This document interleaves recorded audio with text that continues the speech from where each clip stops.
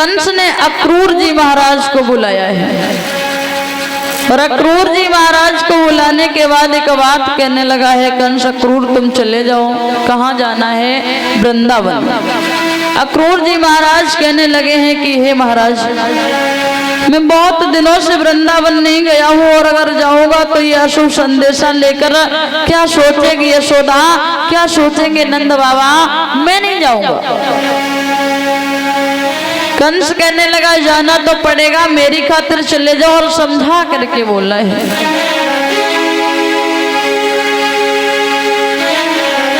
कि मेरे कारण मेरे निमित्त तुम जल्दी वृंदावन जाओ।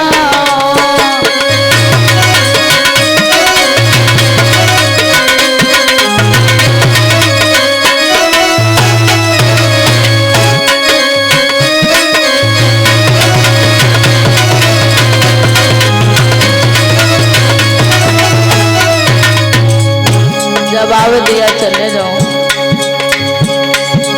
मेरे कारण मेरे निमित्त तुम जल्दी वृंदावन जाओ।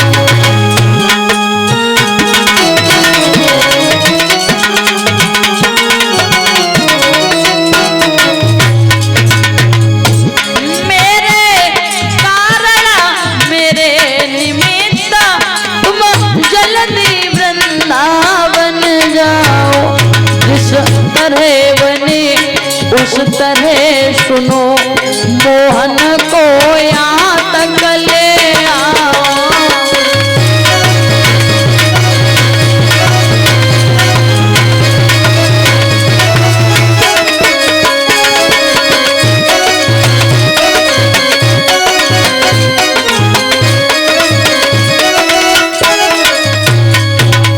चले जाओ वृंदावन, कृष्ण को लेकर के आना है। अक्रूर जी महाराज बोले सुनो महाराज, अगर यहाँ कृष्ण आ गए ना तो फिर आपकी खैर नहीं है। सुनो, लेकिन मेरा ये निश्चय मोहन आने की देरी है।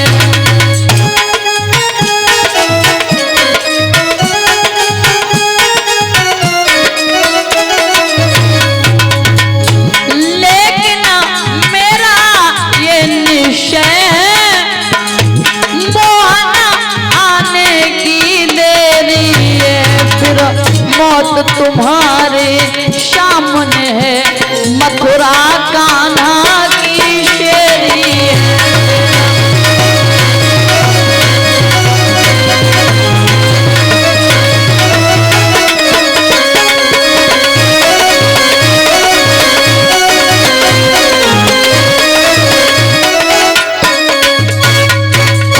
जवाब दिया है महाराज, मैं चला तो जाऊंगा, लेकिन अगर यहाँ कृष्ण और बलराम आ गए तो फिर महाराज ये मथुरा नगरी जो है ना उन्हीं की दासी बन के रह जाएगी। कंस कहने लगा तुमसे हमने ये नहीं पूछा, तुमसे सिर्फ इतना कहा है कि तुम चले जाओ।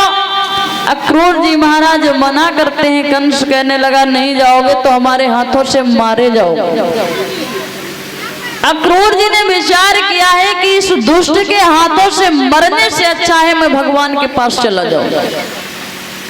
आज अक्रूर जी महाराज ने खत को लिया है, मथुरा से चले हैं, केवल 1.5 कोस की दूरी है मथुरा से वृंदावन की, लेकिन असमंजस में पड़े हुए हैं। क्या कहूंगा यशोदा से, क्या कहूंगा नंद बाबा से,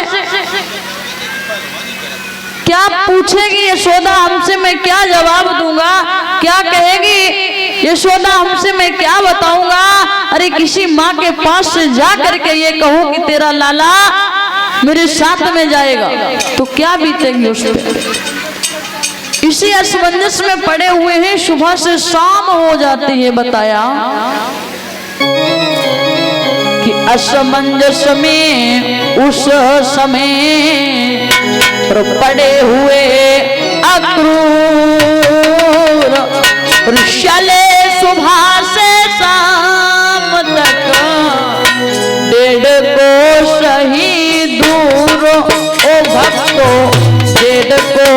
सही दूर।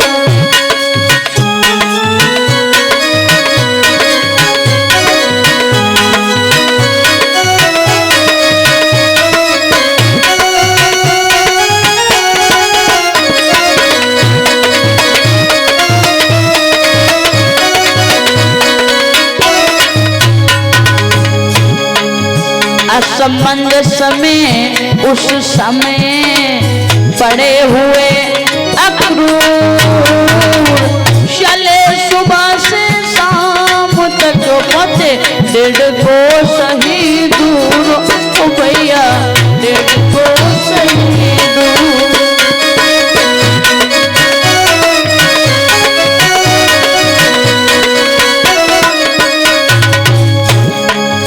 यमुना जी के पार पर जब पहुंचे यदमान, पावन मंत्र प्रयोग कर किया वहीं स्नान। ओ भक्तों किया वहीं स्नान।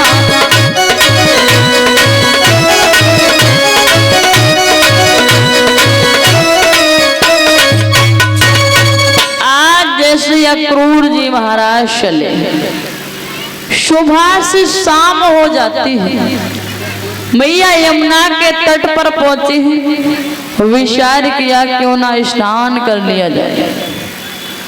आज जैसे ही स्नान करने लगे हैं तो प्रभु का ध्यान किया, चतुर्भुजी रूप में भगवान ने दर्शन दिए। अब अक्रूर जी महाराज समझ जाते हैं कि अब कंस कुछ भी नहीं कर सकता है।